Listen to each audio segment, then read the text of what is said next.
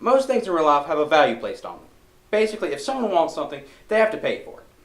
As things like entertainment has matured, certain businesses and individuals have begun offering augmentations and other unrequired quirks for products people already own.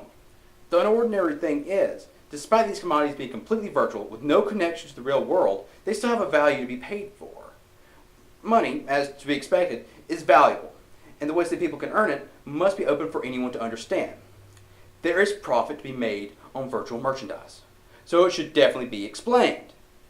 A few companies, like those involved with the gaming industry, are taking advantage of it, and the reception of it has even grown large enough for some nations to take notice and formally condone it. To begin, Valve Software, a premier gaming innovation company, conducts most of its business without physical goods. Trying to offer customers a convenient way to buy their merchandise, Valve created a completely virtual marketplace, Steam. Steam is a platform where game data downloads and the licenses to play them are sold under the consent and cooperation of their creators. Unlike an ordinary store where one would have to purchase a physical item, Valve is providing these games on a purely virtual format. According to Valve's own developer-run community resource website, they're taking a new approach to supporting software freelancing. Across Steam, communities are encouraged to form and facilitate organized groups with the capacity to create and share their own original software for joint profit. Taking Steam's idea of virtual worth to a new direction, Valve experimented with a different business model for its very popular online game, Team Fortress 2.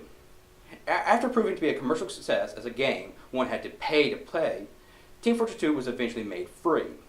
What makes it remarkable is that it's only funded by extraneous, optional purchases of goods with real money in the game.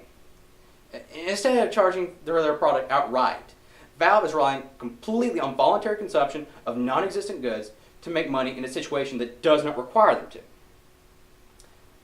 But with the company endorsed selling of virtual goods, there are also markets made in opposition to the businesses they involve. Blizzard is another gaming-focused company, but it instead has encountered a problem because of the value being placed on the virtual property they produce.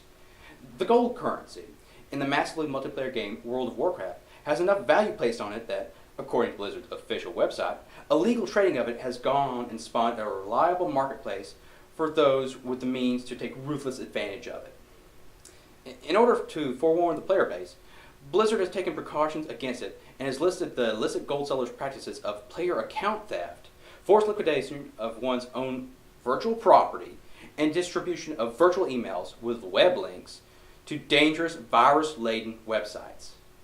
As a result of the problematic gold sellers operating on World of Warcraft's expense, Blizzard chose to take an unprecedented move to safeguard its other properties, namely one of their other games, Diablo 3.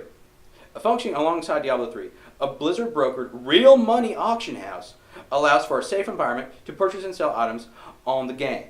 Officially, this system was created to combat illegal gold selling and harmful effects on the gamer's playing experience.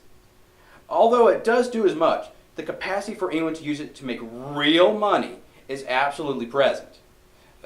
With the creation of value on virtual items, the market involving it has grown and become able to earn surprisingly high amounts of real money, which has attracted the ire of real governments.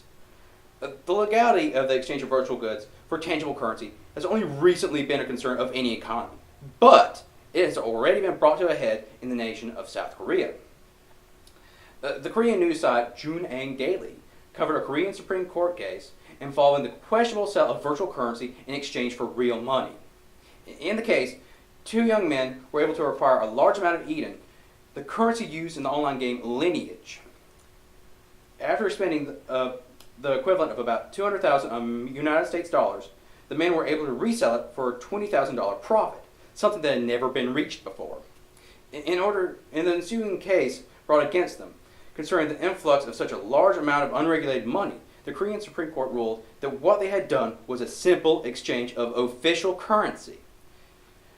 Because of such a ruling, South Korea has set a legal precedent in which virtual currency is not any different from real currency. Due to the points mentioned, it is clear that the ability to make money off of things that do not physically exist is possible. Virtual goods certainly have their own niche markets, with ways for profit to be gained through them. Yeah, I'm done. This took forever.